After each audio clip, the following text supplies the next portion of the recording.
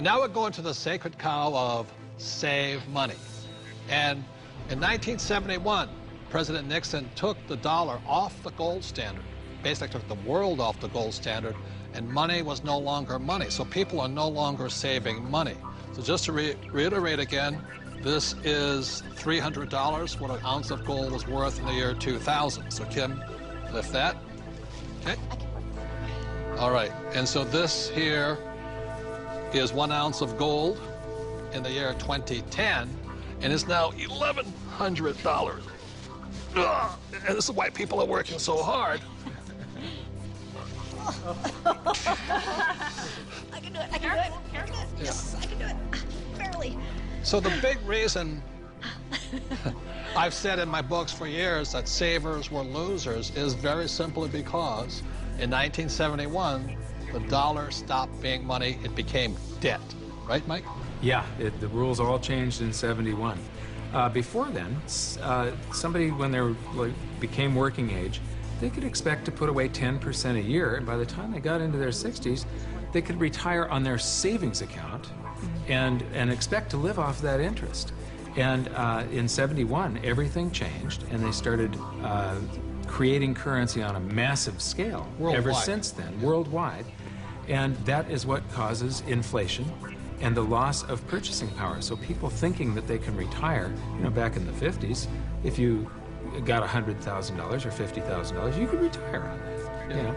So for my mom and dad, you know, the World War II generation, the industrial age generation, it was very smart to save money. For our generation, the baby boom generation and on, saving money could be the most stupid thing you can do because the system is stealing your wealth through the very thing you work for, called money, which is not money anymore.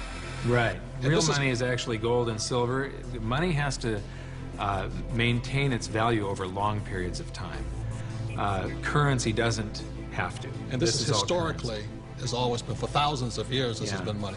5,000 years, this has been the predominant currency. It became money when somebody minted it into coins in Lydia in about 680 BC.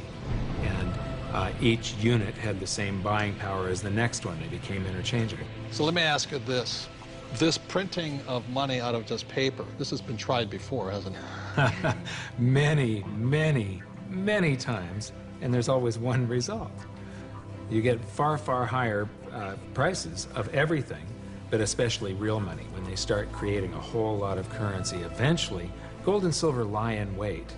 And then when the public senses this inflation of retail prices that is caused by inflation of the quantity of currency in circulation, they rush back toward gold and silver, and they have for 5,000 years. So name some governments that have attempted to print money. The Weimar Republic.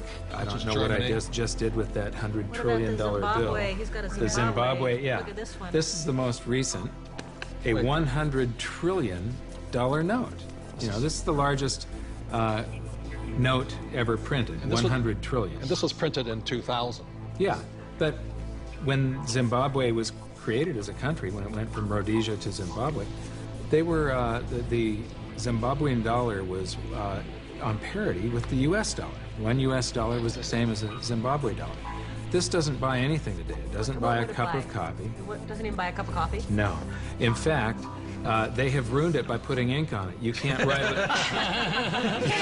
You can't write a list, so it would have been more valuable at this point if it was blank. Right. See, the Greeks did the same thing when they started clipping coins. They just take the silver off of it.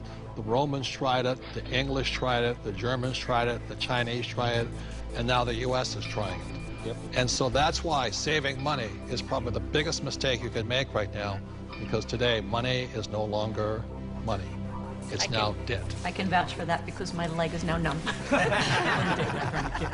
So all currencies throughout the world are in trouble, the same way this Zimbabwe dollar is in trouble. And that's the problem with saving money. After 1971, it was no longer money. More than 70% of all the currency on the planet is US dollars. If the US dollar goes, the world goes with it. I'm preparing by getting fully diversified. I buy both gold and silver.